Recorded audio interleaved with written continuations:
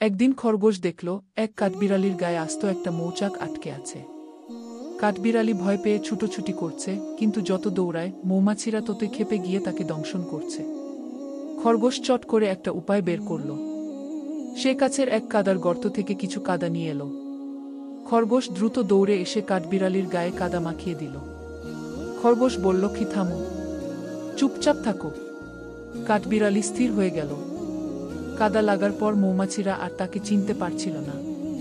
কিছুক্ষণ পর মৌমাছিরা ধীরে ধীরে অন্যদিকে উড়ে গেল। খরগোশ চুলায় পানি গরম করে কাঠবিড়ালি শরীর ধুইয়ে দিল। খরগোশ সাবধানে কাঠবিড়ালির গা থেকে মৌচাকটা খুলে ফেলল।